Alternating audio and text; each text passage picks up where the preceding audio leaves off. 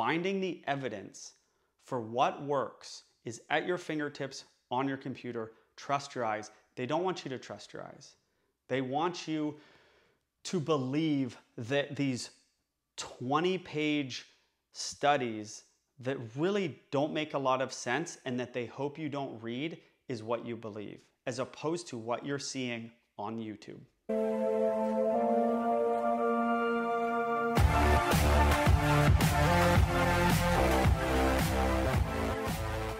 This is part 2 of my statement on the American Veterinary Society of Animal Behavior's position statement that positive reinforcement is the single best way to train your dog for both behavior modification, aggression, basic obedience, and that adversive methods should never be used. That's the statement. I did part 1. Why am I bringing this up? Because Zak George made a video. He asked me and other trainers to make videos about it and give our responses about it. So now I'm doing a part 2 because it involves studies.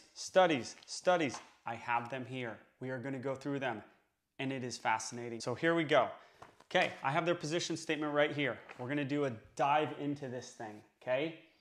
This is it, the AVSAB, all right? It says, and I said this in the last video, I encourage you to go watch my video and Zak George's video. He does a deep dive into it for 40 minutes. We're going to do it shorter than that, but I'm going to talk to you right now. Research supports the efficacy of reward-based training to address unwanted and challenging behaviors. There is no evidence that adversive training is necessary for dog training or behavior modification. That's the difference. That's a big deal. Reward-based techniques should be used for teaching common training skills. I agree with that. I use positive reinforcement for sits, downs, stays, coming, all that stuff all the time. I agree with that. For common training skills, as well as to address unwanted behaviors. Really? Positive reinforcement to address unwanted behaviors. I would love to see the research on that. The crazy thing is, I've read all the research. Not all of it. They're long studies. I've read most of it. I've looked at almost all the studies that they cite at the end of this, right here. I'm yet to see how positive reinforcement fixes aggression. That is what people call trainers for. That is the epidemic in society right now. And there ain't no papers on it. There's a lot of papers here. 21, in fact. I have 4 of them in front of me, the first 4. And there is nothing on that. So, where is that paper? Where is that paper? It's fascinating where that paper would be. Maybe it's not true. Maybe positive reinforcement cannot ever fix aggression or leash reactivity. It can sometimes fix leash reactivity. Never fix aggression. Never fix complex problems. Sits and downs, basic obedience, it's great. When do I use adversive methods? Here, I'm going to tell you when I use adversive methods because I use positive reinforcement all the time. I am from the world of positive reinforcement. I am from the Harvard of positive reinforcement. I know positive reinforcement better than anybody. Then I got into dog training, and after years of doing positive reinforcement and people keep calling me for aggression, I was like, this isn't working. I need to figure something else out. And slowly I developed the method that I developed with a helper dog and with other things. So when do I use punishment? When do I use corrections? When do I use adversive methods? I don't use e-collars. I don't use prong collars. Never. Here's when I use it. When a dog tries to attack another dog, I use corrections. But they're saying you can't do that. If my kid attacked another kid, I would grab my kid. If I was on the street and a person attacked another person, I would grab them. Those are adversive methods. That's what they're saying you can't do with your dog. That's exactly what they're saying. And it's insane. Okay, why am I getting so worked up about this? Because this is all the pretext to banning products and eventually to having there be trainers who can only be approved by certain governing bodies. Now, you guys will find the best trainers. It'll never stop. You'll keep calling me. You'll keep calling Tom Davis. You'll keep calling these other trainers, Zak George. You'll keep calling these trainers no matter what the government does. But this ain't cool. It's not cool at all. It's based on flimsy evidence. So here we go. We're diving into it. The first study, wait, let's see if I have anything. Reward-based training methods have been shown to be more effective than the adversive methods. Okay, and they have a study for it. They have study number 1, which I have right here. They're citing this study, and study number 2. Does it really say that? Multiple have shown higher obedience in dog trained with positive reinforcement. I believe that, by the way. But basic obedience is easy. Who's looking for basic obedience? Who's looking? You ever see rally obedience? It's the dog sitting here in a controlled environment looking at the owner while the owner does turns. No one's looking for that. We want it, you can get it. It ain't that hard. You know what people are looking for? They're looking for dog aggression fixes. They're looking for people aggression fixes. They're looking for their dog biting their kid or lunging and jumping on people. They're looking for a realistic, easy, and fast way to get their dog to come to them. They're not looking for the dog sitting there and looking at you do sits and downs. Everyone uses positive reinforcement for that. Here's where I give corrections. I only give a few. How about this? When a dog leaves me on a leash, I stop, the dog gives himself a correction. They're saying, no, you can't do that. If I'm walking and a dog runs up to me and launches itself at me, I keep walking. The dog runs into me because I threw their timing off because everyone else stops. I don't stop. I keep walking. They run into me. That's not okay according to them. I'm walking. I just don't stop and go, oh, and let the dog hit me. I have to according to them, I cannot do that. I could not continue to walk as the dog jumps because I'm gonna hit the dog. I'm just walking. It's exactly what you should do, by the way. Single best way to train jumping. Don't change your gait. These dogs have it all timed out. They jump, you slow down, you stop, they hit you. You don't change your gait, it's a game changer. I couldn't do that. They're saying that's not okay because it's crazy. Because this is crazy stuff. Here it is. Here's the first one. I cannot read you these whole studies, obviously. Their first, basically, study supporting this statement. The effects of using adversive training methods in dogs. Okay? The review studies include surveys. By the way, that's the theme for all these. They're using surveys. Surveys. You thought these were people in lab coats? They're using surveys for who? I don't see on any of these papers, I saw nothing of where the questionnaire is. What questions did they ask these folks? Surveys. Can jeopardize both the physical and mental health of dogs. In addition, although positive punishment can be effective, there is no evidence that it is more effective than positive reinforcement-based training. In conclusion, those working or handling dogs should rely on positive reinforcement methods and avoid using positive punishment, negative reinforcement whenever possible. Surveys. One survey of 326 dog owners examined whether the use of different training methods was related to the level of obedience. Surveys. That's all this is. Surveys throughout this whole thing. You thought these were people in lab coats looking at two good trainers do two different methods? You're wrong. In the trash. Do adversive-based training methods actually compromise dog welfare? Let's see. The methods by which dogs are trained vary between methods involving mainly negative reinforcement and positive punishment, those would be the adversive methods, and methods based essentially in positive reinforcement and negative punishment, those are the reward-based methods. Those are the operant, that's the operant terms, the operant conditioning terms, the Skinner studies that were done many years ago with rats in boxes. We're basing what we do with dogs out in the real world on rats in boxes done many years ago, by the way. The two are not even close to the same. We looked at stress-related behaviors during training, elevated cortisol levels, and problematic behaviors such as fear and aggression. Okay. However, there are a number of limitations that prevent any strong conclusion from being drawn. First, a considerable portion of the studies relied upon surveys.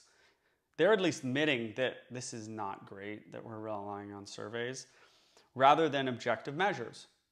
Surveys. It's crazy. Second, they focused on subpopulations of police and laboratory dogs. Really? The studies were based on police and laboratory dogs? Could you find a group of dogs that has such an opposite life from your dog at home? to study? Yeah, those seem to be big problems. Finally, the empirical studies have concentrated mainly on the effects of shot collar training, which is only one of several tools used in adversive-based training. And in some studies, the description of the training methodologies lack detail. Yeah, seems like a problem. Seems like quite a problem. That's number 3. I'm not going to go through all of them. 21. They're all the same. These are actually like the stronger ones. The other ones don't even apply here. This is review of dog training methods, welfare, learning ability, and current standards. Okay. All right. This is from the Animal Kind ABS SPA accredited. I think they have a bias. The British Columbia Society for the Prevention of Animal Cruelty. Aren't they supposed to like go into a study unbiased? That's what I always thought. That's not the case apparently. A large portion of scientific research assesses the consequences of using reward-based versus aversive-based methods, has relied on dog guardians' response to surveys. Top 4 cited in the trash. Top 4 cited studies are based on surveys of dog owners, without a single one of them mentioning what the questions were on the surveys, nor who these surveys went to. I don't know. I don't know who it went to. I don't know what the questions were. That's important. You think? So here's your survey, or excuse me, here's your paper, scientific paper. Okay, ready? You take Emily Laurelham, who is in my opinion the best positive reinforcement shaper that I know for dog training, right? Kiko Pup, against Robert Cabral, who you guys tell me is the best e-collar trainer out there. We give them 20 minutes, 5 minutes, whatever, we put to train their dog, then we stick them in a dog park. And we see which dog comes to them better, using low-level e-collar or positive reinforcement. There's your survey. It's as clear as and as scientific a survey as you're going to get. There it is. That's what you guys need. You guys need distractions like a dog park, and you guys need it to happen in a short period of time, and none of us want to hurt our dog. Not a single client I've ever had out here wants to use anything but positive reinforcement. You know why they are not using positive reinforcement? Because it doesn't work to fix problems. Every of my clients and me, all we want to use is positive reinforcement. Why aren't we? Well, I mainly use positive reinforcement. Why aren't we exclusively? Because it doesn't fix problems. So you take Emily and Robert, you give them 10 minutes, one low-level e-collar stuff, one pup. Oh, but Joel, you only gave them 10 minutes. I'll give them a day, but I'm not gonna give them a week to work with it, because you guys do not have, it's a lot of hours. You don't have that kind of time to pay a trainer to teach your dog to come. You need results that don't harm your dog, but get results quickly. Nobody can be Emily Laurelham. None of you watching this can. Nobody can be me when it comes to positive reinforcement. I talked in the last video about the skill and the knowledge of principles it takes to be a good positive reinforcement trainer. You have no idea. Of shaping behavior takes years and years and years to learn. It's crazy how hard it is. I can do it, she can do it, few other people can do it. Literally a few other people can do it. It is complicated stuff, okay? You take those two, you see which dog comes them quicker. We all know the answer. You just do. That's why there's no studies on it. That's why there's no studies saying that we did that study and the dog came quick with positive reinforcement in a distracted environment, which is the world. Lab dogs, beagles in labs. Are you insane? That's a crazy study. Here's another study. You take Emily Laurelham against me. Again, I like Emily, okay? Her and I had a nice conversation years ago. I like her. She's a great trainer. She doesn't work with aggression for a reason, okay? Because she can't fix it. I hate to say it. She knows it, I know it. Everyone knows it. It's not, you can't be all positive and fix aggression. You can pull the dog 100 feet away from another dog. It's not fixing aggression. You take me and her, you give us a dog, not the worst aggressive case in the world, a dog that has gone after a couple dogs in its life. You give us 10 minutes. You get me and my dog, and we see who fixes the dog better. Has that dog playing with another dog quicker? Who's that going to be? The videos are on my page. The videos are on Tom Davis's page. They're there. There's your evidence. I don't know. It's the most realistic evidence there is. What I just read you in those studies is weird, convoluted stuff. You want the evidence? It's on YouTube. It's right there. It ain't hard, and it ain't rocket science. Training's hard. Finding the evidence for what works is at your fingertips on your computer. Trust your eyes. They don't want you to trust your eyes. They want you to believe that these 20-page studies that really don't make a lot of sense and that they hope you don't read is what you believe, as opposed to what you're seeing on YouTube. Believe that. That's it. Gets me all worked up. This doesn't really affect me. It'll never affect me. Okay? People will still find me. I will keep doing positive reinforcement. I will keep not letting dogs attack other dogs.